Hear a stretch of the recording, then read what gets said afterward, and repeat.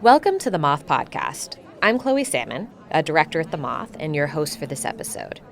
One of the best things about a story slam is that no matter where you are in the world, the room has a similar atmosphere. The people are different, of course, and the vibes can shift a bit from show to show, but overall, it is a magical thing. Moth audiences, wherever they are, seem to be universally enthusiastic and supportive. And it's true whether you're in New York or Ann Arbor, London, or Melbourne. That's according to Melbourne Story Slam producer Selena Brennan.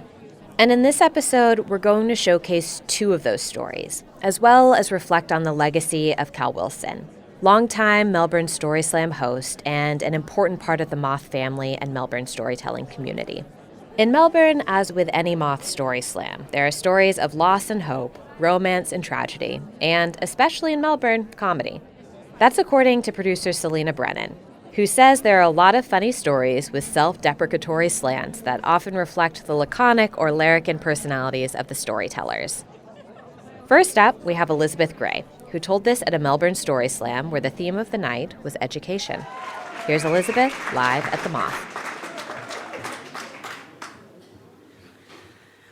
I have two beautiful boys, and they were born 22 months apart, and they're like chalk and cheese. But in their own separate ways, they're gorgeous and funny and kind and smart, and they're both on the autism spectrum. And when my husband and I started looking for schools, we were told that my eldest was too high functioning to be eligible for a special needs school. But we're a little bit worried about sending him to a big kind of local school because we thought that he might get lost or alternatively misunderstood and garner the wrong type of attention. So it was just by pure luck that we found an amazing school that had small class sizes, an amazing teaching philosophy, and amazing teachers. And we went through a few hoops and we managed to get him enrolled, and before we knew it, it was his first day of school. So normally I'm a chronic snooze button presser, but on this particular day, when the alarm went off, I jumped up and I went to find my two boys. And they were where I expected them to be, which was sitting up in bed with Nana, kind of on either side of her, like two kind of snuggly bookends. And I was feeling really anxious, but I wanted to keep it light, so I sort of went in there and I said, "Guess what day it is today?" And my eldest, he didn't move, but he looked at me and he said, "It's my first day of school." And I'm like, "Yeah." And then Nana looked at me and she sort of said wearily, "And guess what your son wants to be called today?" Now, some kids on the autism spectrum can become obsessed with a particular subject.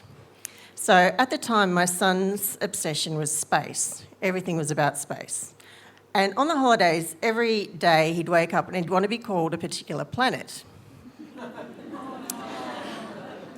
I think some of you can see where this is going. And and he insisted he wouldn't answer to anything else. I'd be kind of like, Saturn, just stop bouncing on the couch. Jupiter, go tidy your room. And so it was this particular morning on his first day of school that he looks at me proudly and he said, "Mum, today I am Uranus." And the Earth just kind of slowed in its rotation and just kind of ground to a halt. And all I could say in response to this was like, "What?" And he said, "Uranus. Today I'm Uranus." So I was kind of in shock and I kind of, backpedaled out of there and I went to the bedroom to get some reinforcements. And I told my husband and he just kind of groaned and sort of swung his legs out of bed and said, "Right, I've got a plan." So his plan consisted of basically explaining in acute detail what an anus did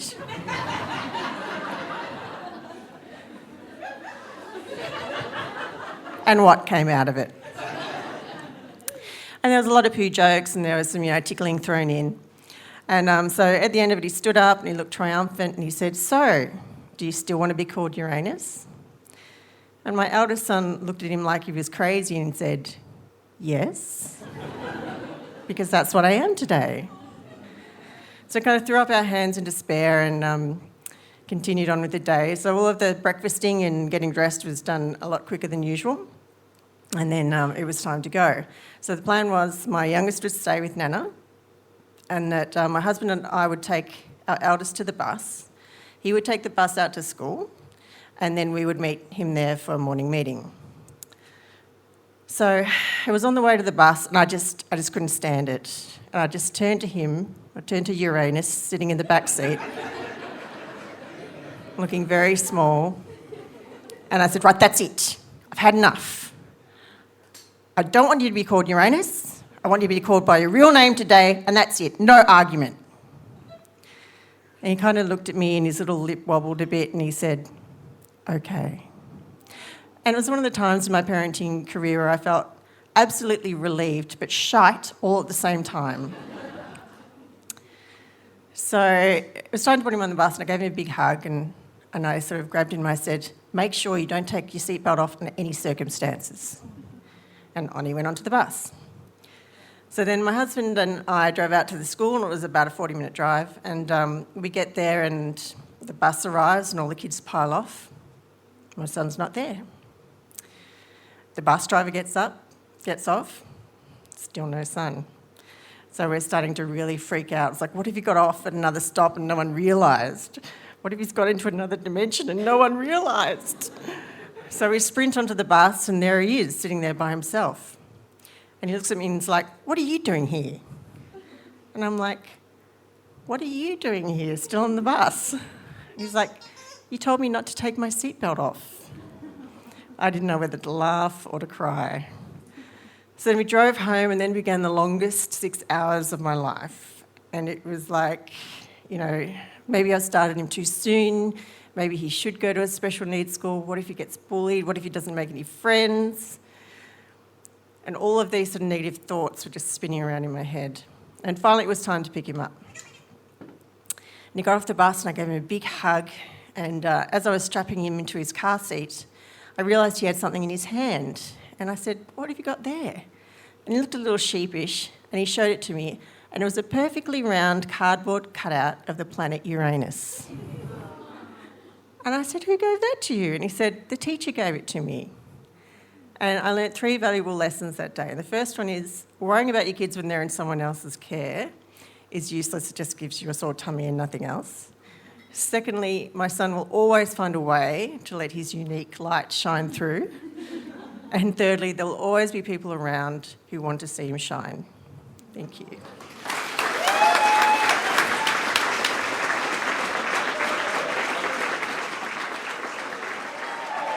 That was Elizabeth Gray.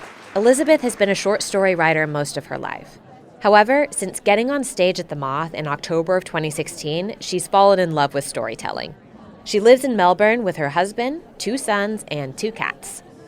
Whether you're in Melbourne or anywhere the Moth has a slam, we'd love for you to join us. Just go to themoth.org/events for a list of upcoming shows and themes. It might seem scary to come and share a story, and if you just want to come and hear some tales from your community, that's amazing too. But there's something special when you actually get on stage, and trust us, it's not that scary. In fact, one of the things that Melbourne Story Slam producer Selena Brennan appreciates most about her city's slams is how kind the audience is. Quote, there's been more than one time that a storyteller has frozen because they've forgotten the next part of the story, and the audience has waited patiently or leaned in encouragingly, or even audibly cheered them on. Appreciating that it takes courage to be on stage, especially to share something personal. One of the people who has made the Melbourne stage so kind and welcoming was Cal Wilson. In addition to being an incredible comedian, writer, and multi-hyphenate, Cal was the longtime host of our Melbourne Story Slams. She passed away in 2023, but she left a legacy of kindness, humor, and vulnerability. We'd like to play one of her stories for you. She told this at the very first Moth Story Slam in Melbourne in 2015, where the theme of the night, fittingly, was first. Here's Cal Wilson.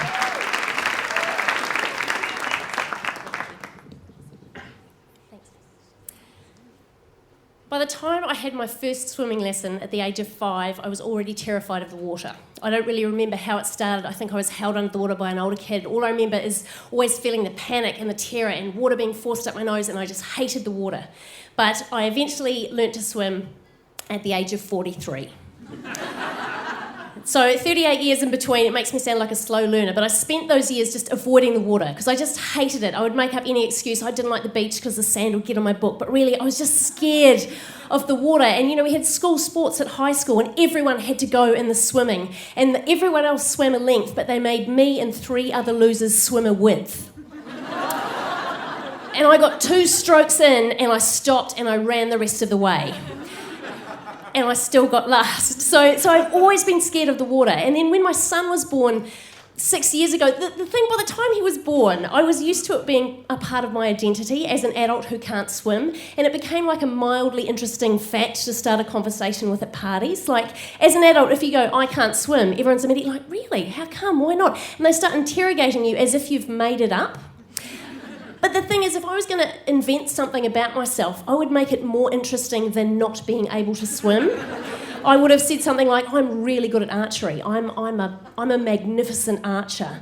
Or I would have said, my father was partially eaten by a bear. I would have said something better than I just can't swim. And so when my son was born, I didn't want him to have the same fate as me. And so I made sure that we started swimming lessons with him when he was tiny. He was 7 months old. And when they're that age, you have to go in the water with them. But it was okay because it was only waist deep. I didn't have to put my face in.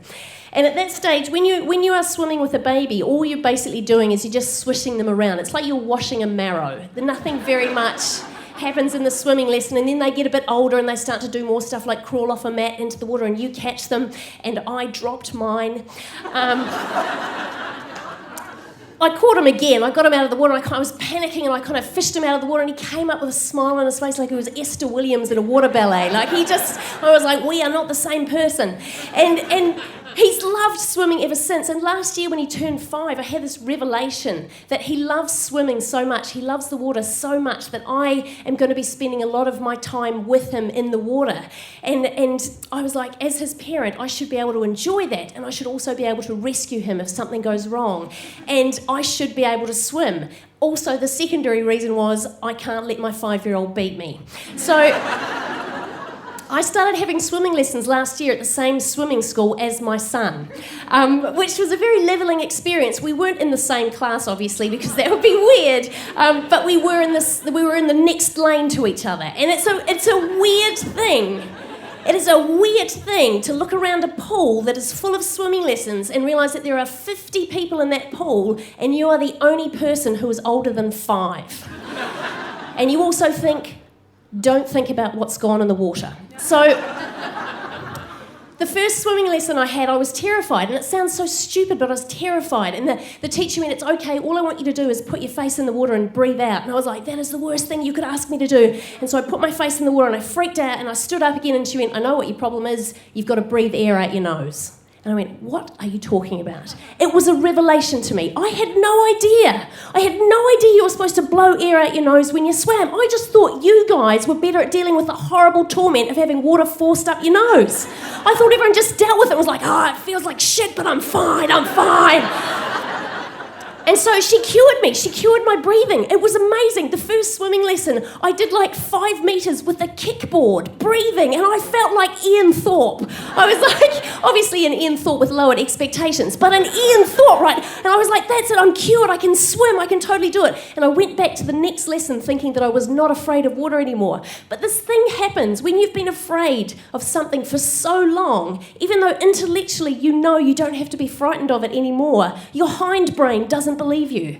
And so I went back to the second lesson. I put my face in the water going, it's okay. I breathe out air through my nose. It's okay. But my hindbrain was going, no, the wetness kills us. Game over, man. Game over. And it took me weeks to get over the fear of putting my face in the water. But gradually I got better and better, and I learned how to swim, and I stopped using a kickboard. And then finally, at the end of the term, 6 months after I started, because I didn't want to rush it, because it had been 38 years, so don't pick it up quickly. At the end of 6 months, I swam my first 25-metre length, and I got to the end of the pool, and I was so euphoric, and my little boy was at the end of the pool, and I went, Mummy just swam my first length! And my son went, good job, Mummy, go and do another one. I had this revelation that like I've done a whole lot of things for the first time. I've swum my first length. I've gone to a pool on purpose for pleasure with my husband, and I've swum so much. I got sick from the lactic acid, and I was sick in the car park, and it was amazing. And the only side effect is that now that I can swim, I've got to tell everyone about it really quickly, because at the moment I'm still a 44-year-old woman who's just learnt to swim. But in 6 months' time, I will just be a 44-year-old woman who can swim, and that's every 44-year-old woman. And so I'm going to have to come up with a new story at parties that makes me mildly interesting. So I'm going to go with being a magnificent archer. Thank you.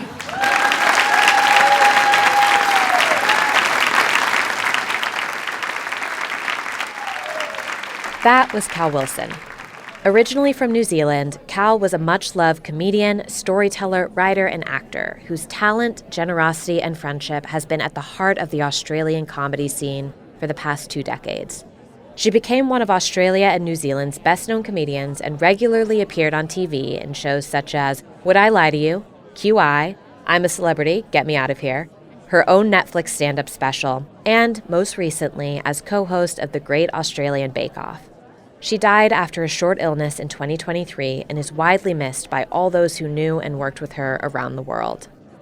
In Selena Brennan's words, Cal made it safe for all of our storytellers to be vulnerable because she led by example. She was our OG host and has left a big hole in our Melbourne Moth community, but an impressive legacy for us to continue. I myself met Cal a few years ago when I flew to Melbourne to help put on their very first Grand Slam. Watching her host was like being given the warmest hug. Her love for the slams and the storytellers was contagious. I'd like to leave you with something Cal wrote for the Sydney Herald in 2018. After she passed, so many of us at the Moth office reread it. And at least for me, it really reaffirmed what we aim to do here. Here's a section.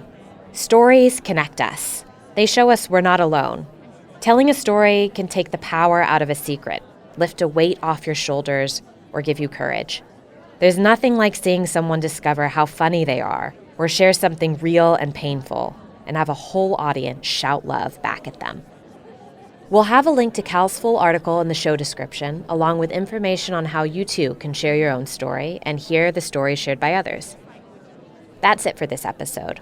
From all of us here at The Moth, we hope a whole audience shouts love back at you soon. Chloe Salmon is a director at The Moth. Her favorite Moth moments come on show days when the cardio is done, the house lights go down, and the magic settles in. This episode of the Moth Podcast was produced by Sarah Austin Jeunesse, Sarah Jane Johnson, and me, Mark Solinger.